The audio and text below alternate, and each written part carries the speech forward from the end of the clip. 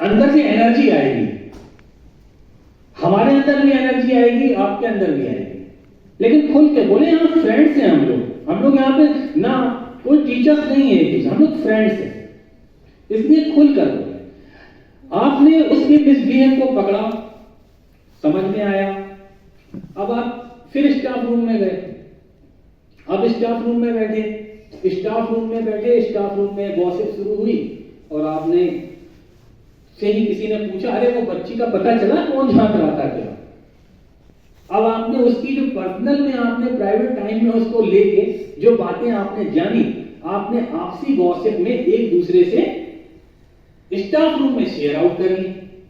क्या वहां पर वो उसकी बात सीक्रेट रही? नहीं, जबकि इसके चांसेस ज्यादा हो जाएंगे कि दूसरा टीचर जो उस गॉसिप को सुनकर गया है वो क्लास में घुसा, उसने भी क्यों उधर क्या हो गया तुम्हें, क्या परेशानी है? यहां पर उस बच्चे के दिल से पूछो तो बच्चा उस टीचर के प्रति उस समय गुस्सा आ गई जिसको उसने अपनी बात बताई थी, क्योंकि बात तो आपने ये कही थी ना कि आपके और हमारे बीच का सीक्रेट है। अगर आपके और उसके बीच का सीक्रेट है तो अदर टीचर को कैसे पता चला? अदर टीचर ने जो माहौल क्रिएट किया क्लास में जाकर, उससे बाकी बच्चों को भी ये मैसेज कन्वे हो गया कि यार इसके साथ कोई प्रॉब्लम। तो यहां पर टीचर्स को भी आपस में एक दूसरे से सीक्रेट बनाए रखना है, इस चीज का भी बड़ा ध्यान रखें।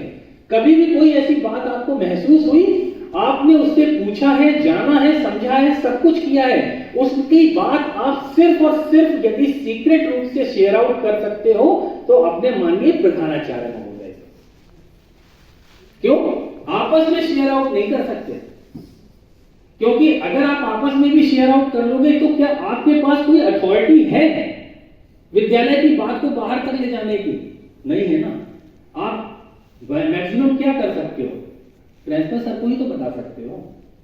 तो इसलिए आपको यह ध्यान रखना है कि स्टाफ रूम में की गई गॉसिप बच्चे के लिए हार्मफुल हो सकती है, तो हम लोग वो गॉसिप से बचें, बल्कि उस बच्ची से जो आपने पर्सनल में जो भी बातचीत आपने अपने विश्वास में लेकर उससे पूछी, उसके में आप अपने माननीय प्रधानाचार्य को, प्रधानाचार्य के कक्ष में भी जब आप जाएं और आप ये देखें कि सर के साथ में कोई अगर 2-4 लोग और बैठे हैं तो उस समय भी आपको उसकी बात नहीं करनी है। हॉस्पिटल का सरकारी डॉक्टर, तो यहां पर हम लोगों को शुरू के 24 घंटे बहुत महत्वपूर्ण होते हैं, क्योंकि उसके बाद सबूत नष्ट हो जाते हैं, ये सबको पता है। तो यानी यहां पर हम लोगों को ये ध्यान देना है, number 1 secrecy topic, number 2 school management में हम लोग प्रधानाचार्य महोदय को कैसे इन्वॉल्व करें, खुद कैसे इन्वॉल्व हों, क्योंकि जब आप इन्वॉल्व होंगे तो नो डाउट आपकी प्राइवेट जो पर्सनल लाइफ है वो थोड़ी सी इधर उधर हो सकता है। मेडिकल वाले ने कहा ठीक है मैम हम 3 बजे आ रहे हैं, अब आप कह रहे हैं कि 3 बजे तब तक तो स्कूल की छुट्टी हो जाएगी, हम घर नहीं जा पाएंगे, होगा ना, थोड़ा सा आपको एक्स्ट्रा टाइम लगेगा, लेकिन वहां फ्यूचर किसका है? बच्चे के भविष्य का, वहां आपको उसको सपोर्ट करना चाहिए। और कई बार स्थितियों को आप वॉच करोगे, सीसीटीवी में भी वॉच होंगी, कई स्थितियां सीसीटीवी में नहीं आएंगी, कई स्थितियां सीसीटीवी में दिखाई देंगी, कई बार स्थितियां दिखाई नहीं देंगी, जिन्हें नहीं दें उससे आप स्कूल के अदर बच्चों से, लेकिन सीक्रेट टॉपिक फिर वही लाइन, एक बार में किसी बच्चों से एक साथ कभी भी उस बच्ची के संग में क्या घटना हुई, अगर आपने देखा कि वो किसी भी ब्लैक स्पॉट पर कोई घटना हुई है तो वहां पर हम लोग उस एक जैसे इतना तो पता हर टीचर को होता है कि किस बच्चे का ग्रुप कौन सा है, हर बच्चा अपने सिलेक्टेड 4-5 बच्चों के बीच में इन्वॉल्व होता है, वही क्लोज फ्रेंड्स होते हैं, उसको हम लोग अलग अलग बुलाकर, जैसे पुलिस वाले क्या करते हैं, अभी अगर 4 अपराधी पकड़े गए तो चारों को क्या एक ही साथ में उनके बयान ले लेते हैं? अलग अलग लेते हैं। तो अलग अलग लेने से फायदा क्या होता है, कोई कुछ बताएगा, कोई कुछ बताएगा, कोई कुछ बताएगा, और आपको आपस में पूरी कड़ियां जोड़ने के लिए पूरी कहानी मिल जाएगी। तो इसलिए बच्चों का उपयोग आप बहुत, बच्चे बिल्कुल मन के सच्चे, अगर आप उन्हें अपने विश्वास में लेकर उनसे आप पॉइंट टू पॉइंट अलग अलग बात कर रहे हैं तो आपको हर बच्चा अपनी अपनी तरफ से पूरी कहानी बताएगा। आप दूसरे बच्चे के संग साइकोलॉजिकल भी खेल सकते हैं, अरे वो तो कर रहा था, ऐसा हुआ तो उम्मीद वहां, अरे नहीं मैं नहीं था, वो था वहां। एक दूसरे के ऊपर अगर आप साइकोलॉजिकल खेल खेल के बच्चे की पूरी कहानी उन स्थितियों में जान पाएंगे जहां पर ब्लैक स्पॉट है। जहां सीसीटीवी है वहां सीसीटीवी में दिख ही रहा होगा। इतना तो महसूस अलग ही होगा कि अगर कोई भाई बालक है, बालिका है, या कोई टीचर किसी के संग, किसी बच्ची के संग, या कोई महिला टीचर किसी जेंट्स बच्चे के संग कर रही है, तो वो सब चीजें वॉच हो रही हैं। इन चीजों को ध्यान देना है। इसी में हम लोग अदर प्रैक्टिस पे चल के ऊपर भी आरोप लग जाएंगे। अभी एक केस आया, एक लेडीज टीचर के ऊपर आरोप लगा 13 साल के बच्चे को उपयोग करने का, मात्र 13 साल। अब यहां पर टीचर्स उसे ब्लैकमेल कर रही थी, यहां टीचर्स उसे ब्लैकमेल कर रही थी कि मैं आपको कानूनी प्रक्रिया में फंसा दूंगी। बच्चे को डराया जा रहा था, बच्चा रोने लगा। उसने, उसके घर वालों ने महसूस किया उस चीज को महसूस किया, और उस लेडीज टीचर के कंप्लेन हुई तो उस लेडीज टीचर को यह लगता था कि महिला कल्याण कानून तो बहुत बड़ा है, सब मेरे ही फेवर में होगा। लेकिन वहां पर क्या आ गया? पॉक्सो एक्ट, जो कि ये साफ कहता है कि यहां पर ये कानून लड़का और लड़की दोनों के लिए, यदि वो अंडर बिलो एज हैं, तो वो दोनों के लिए अपराध तो हुआ। यहां पर वो दोषी कौन बना? लेडीज टीचर बन गई, जो कि मैच्योर थी, वैलिड थी, वो उसको सजा मिली। तो ऐसी स्थितियों में हम लोगों को यह ध्यान रखना है कि पॉक्सो एक्ट में लड़के और लड़की दोनों के लिए एक ही प्रावधान है। चाहे अगर आपने लड़के के संग में कुछ किया है तो भी आप अपराधी होंगे, और यदि लड़की के संग हुआ है तो भी अपराध बराबर का ही माना जाएगा। इस स्थिति में बात चले, अब आपने उसको जान लिया कि भाई उसके संग कोई परेशान उसे कर रहा है, या परेशान होने के बाद मान के चले उसके संग किसी भी प्रकार की अमर्यादित व्यवहार हो गया है। ये हो सकता है वॉशरूम में बच्चे इधर उधर इतने बड़े कैंपस में घूम रहे हैं, हर जगह कैमरे लगे हैं, लेकिन फिर भी कुछ ब्लैक स्पॉट हैं जहां पर कैमरा नहीं है, वहां पर भी कुछ ऐसी स्थितियां हो सकती हैं। तो क्या ऐसी नजर पे जब बात आपने की तो आपको महसूस हुआ है कि अपराध तो हुआ है उसके साथ, उसके संग मिसबिहेव हुआ है, लेकिन अब आपको उस मिसबिहेव को क्या उसके सामने बिल्कुल खुलकर बोलना चाहिए? किसी एक का जवाब एक साथ सबको जवाब देगा। गलत बोले, बिल्कुल निसंकोच बोले, क्योंकि ये जरूरी नहीं है कि कानून के बारे में कोई हर कोई विज्ञाता ही बन जाए। अभी हम लोग भी हैं, हम लोग भी प्रैक्टिस कर रहे हैं, सीख ही रहे हैं, और आप माने जीवन भर पढ़ाई तो चलती रहती है, पढ़ाई का कोई अंत तो नहीं होगा। तो इसलिए हम लोग ये माने कभी कुछ गलत मन में आ रहा तो बोले, आप बोलने की कोशिश जरूर करें। क्या लगता है आपको, क्या संभावनाएं होंगी?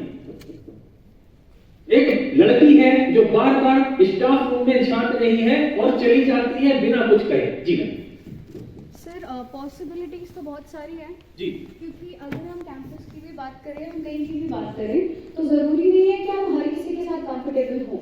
तो ये पॉसिबिलिटी हो सकती है कि किसी एक पर्टिकुलर टीचर के लिए, हर बच्चे के कुछ फेवरेट्स होते हैं, तो मे बी वो अपनी कंफर्ट टीचर को ढूंढ रही हो टू शेयर हर प्रॉब्लम्स, या फिर वो सही टाइम का वेट कर रही हो कि मतलब मूड का वेट कर रही हो सही टाइम, या कोई टीचर अकेले उनसे मिलने के लिए। तो ये पॉसिबिलिटीज हो सकती हैं कि may be she is either looking for a comfort teacher to whom she can open up and talk, or she is looking for the space. तो ये दोनों पॉसिबिलिटीज हो सकती हैं। मैम के लिए ताली तो जरूर, अकेले में उसे मिल जाए तो वहां पर उसने क्या देखा कि कई सारे टीचर्स हैं, इसलिए वो बार बार चली जा रही है।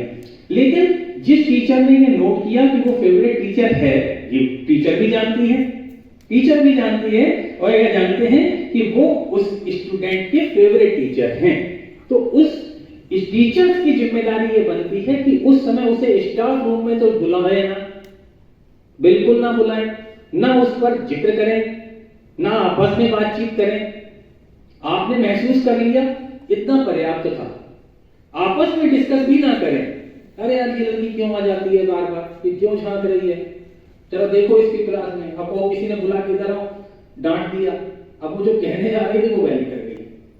तो यहां पर हम लोगों को सबसे पहले ध्यान रखना है कि उसकी उस फीलिंग्स को अपने मन में संभालना है और उसे अकेले में ले जाना है। लेकिन अकेले में आप उसे कैसे ले जाएं, यहां पर बात करें तो आप नॉर्मल होगा, आप अचानक क्लास में पहुंचे, आपने कहा क्यों उठो इधर आओ,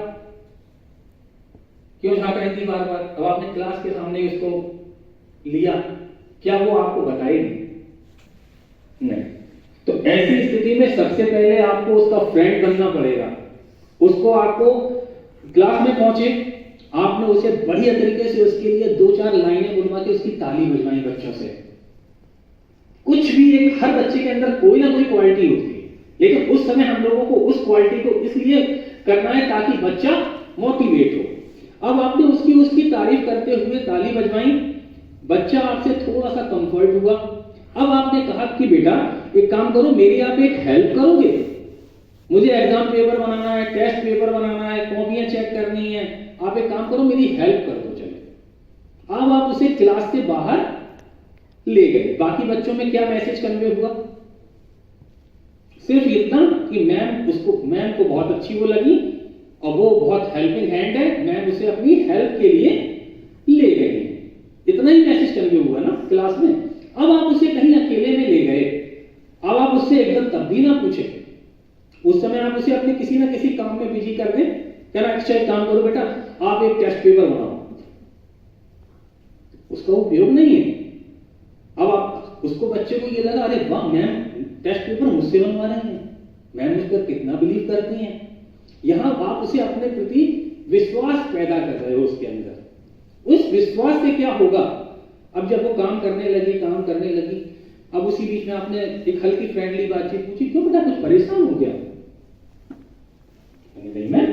कहना अच्छा आप बताओ, आप स्टाफ रूम में बार बार झांक रहे थे, किसी से कुछ कहना चाह रहे थे आप, और लेकिन आप, मुझे ऐसा लगा कि आप नहीं कह पा रहे हो, आप मुझे बताओ। यहां पर चूंकि बच्चे के बीच में, आप लोगों के बीच में कोई नहीं है, बच्चा आप क्लास से आप जिस रूप में उसे लाए हो वो आपके प्रति डिवोटी हो चुका है, आपने उसे अपने वर्किंग हैंड में हेल्पिंग हैंड बनाया है, तो उसमें वो आपके प्रति और जुड़ चुका है।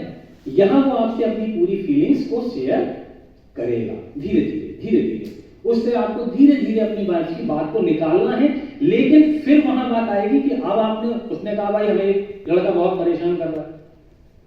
ये भी हम कह सकते हैं कि कोई बालिका है, क्योंकि स्थितियां बहुत सारी आती हैं, हमारी नॉलेज में भी है, प्रैक्टिस में भी है। छोटी छोटी कुछ प्रैक्टिस करते हैं। जैसे अभी मैम ने बहुत अच्छा एग्जाम्पल दिया कि सपोज अगर आप लोग स्टाफ रूम में बैठे हुए हैं, फ्री पीरियड है, अचानक आप देखते हैं कि कोई बच्ची अचानक स्टाफ रूम में आती है, बाहर गेट से झांकती है और चली जाती है। उसने देखा 2-4-5 टीचर्स आपस में हंस बोल रहे हैं, बातें कर रहे हैं, वो झांकती है और झांकने के बाद चली जाती है। आपने 1-2 बार उसे देखा कि यार कोई झांकता तो है, फिर चला जाता है। टीचर थे, आप बच्चे को भी पहचान गए, ये भी पहचान गए कि वो बच्चा कौन है। अब आप बार बार नोट कर रहे हो कि वो झांकता है फिर चला जाता है, वो ना तो आता है अंदर ना कुछ कहता है। ऐसे में क्या संभावनाएं बन सकती हैं? यहां पर संभावनाओं की बात आएगी कि हम लोग उस बच्चे की उस स्थिति को किस रूप में देख रहे हैं। तो क्या कोई बता सकता है कि उसमें क्या क्या संभावनाएं हो सकती हैं? आप और हम लोग 2 टीम की तरह काम करें। यहां 2 टीम, एक क्विज प्रतियोगिता, उसमें बहुत कुछ सीखेंगे, बहुत कुछ जानने को मिलेगा। कोई मन में डाउट आए कानूनी पेशेवरों से संबंधित, वो आप हमसे बिल्कुल खुल के डिस्कस करें, हम आपको खुल के उसके पॉइंट बता सकते हैं। लेकिन कानूनी के इन बिंदुओं को जानना बहुत जरूरी है, क्योंकि जब भी कोई ऐसी स्थिति होगी तो आपको सबसे पहले कानून क्या कहता है वो पता होना चाहिए। बच्चे की स्थिति तो क्या होगी वो तो आप देख रहे हो, लेकिन उस बच्चे की स्थिति को कोर्ट तक ले जाने और उस अपराधी को सजा दिलाने में बहुत सी स्थितियां फेस होंगी। तो अगर आपको कोई बच्ची बार बार झांक रही है स्टाफ रूम में और चली जाती है, तो इससे क्या संभावनाएं बनती हैं? कोई बता सकता है? विकास, जैसे कि अभी मैम ने भी बताया कि माता पिता के साथ में टीचर्स भी बहुत जरूरी है, क्योंकि आज के समय में हम लोग आधे से ज्यादा दिन तो बच्चे अपने टीचर्स के साथ गुजारते हैं, यहाँ से छूटते हैं फिर ट्यूशन में जाते हैं, अलग अलग स्थितियां फेस होती हैं। हमारे माध्यम से आप कानूनी पेचीदगियों को कुछ समझ सकते हैं। आप जानते हैं पॉक्सो एक्ट, ऐसे न जाने कितने एक्ट चल रहे हैं, लेकिन क्या अपराध रुक रहे हैं? शायद नहीं, बल्कि हम लोग यदि देखें तो अपराध और तेजी से बढ़ते जा रहे हैं। क्यों? क्योंकि कारण ये है कि हमारे यहाँ भारतीय संस्कृति में लचर न्याय व्यवस्था है। लचर न्याय व्यवस्था मतलब एक तरफ एक अपराध करता है, दूसरी तरफ कानून के हम जैसे ही वकील उनको वो रास्ता बताते हैं कि वो कैसे कानून को घुमा सकते हैं। और इसमें पीड़ित यदि महिला या लड़की है तो वो जीवन में सर्वाइव करते करते करते करते अंत में सिर्फ सुसाइड एक ऑप्शन बचता है, वो कर लेती है और वो सोचती है हमने अपना अंत कर लिया, समस्याएं खत्म। लेकिन अपराधियों को नए मौके मिल जाते हैं, क्योंकि अपराधी भी ये समझ चुके हैं कि अपराध करने के बाद आज कोर्ट के माध्यम से बाहर निकलना बहुत आसान है। अभी आप कल ही परसों देख रहे हैं एक ताजा केस भी हुआ है, महिला के साथ भी हुआ है, और अपराधी आप मानिए कि सबकी जानकारी में भी आ गए हैं, लेकिन क्या अपराधियों को सजा होगी, ये प्रश्न चिन्ह है। ये नहीं कहा जा सकता, क्योंकि आज पेपर में भी आप पढ़ें तो संदिग्ध स्थितियां आ रही हैं। अब संदिग्ध स्थितियों में बहुत कुछ बदलेगा। ऐसे ही अगर आज आप पेपर में देखें तो आज दैनिक जागरण में फ्रंट पेज पे ही आपको मिलेगा, पॉक्सो एक्ट के तहत मात्र 56 दिन में एक सजा का प्रावधान किया गया। यानी पॉक्सो एक्ट में सबसे पहले तो हम लोग ये ध्यान दें कि भारत सरकार ये चाहती है कि हम लोग लंबी कानूनी प्रक्रियाओं से पीड़िता को ना गुजारें, उसको हम लोग फास्ट ट्रैक कोर्ट के माध्यम से उस पर त्वरित न्याय प्रक्रिया जारी हो। लेकिन न्याय प्रक्रिया के लिए सबसे महत्वपूर्ण जो बात है वो है सबूत और गवाह। हम लोग जानते हैं कि सबसे टफ काम क्या है, किसी गवाह को कोर्ट तक ले जाना, सबसे टफ। आप सब कुछ देखा होगा आपने, सब कुछ यदि आपकी आंखों के सामने भी घटा हो तो भी यदि आपके पास कोर्ट का नोटिस आ जाए तो आप चिंतित हो जाओगे ये सोचने में कि हमें गवाही देने से बचना कैसे, क्योंकि गवाह बहुत टफ है कि किसी गवाह को हम लोग कोर्ट तक ले जाएं। क्या ऐसा हो सकता है? तो सबसे पहले तो हम लोग कुछ यहां पे प्रैक्टिस करने के लिए इकट्ठे हुए हैं, फ्रेंड्स हैं, इस तरफ हमारी मातृशक्ति है तो इस तरफ हमारे भाई बंधु भी बैठे हुए हैं। हम लोग मित्र के रूप में कुछ ऐसे हेल्दी डिस्कशंस जरूर कर लें जिससे हमें बच्चों को फेस करने में आसानी हो।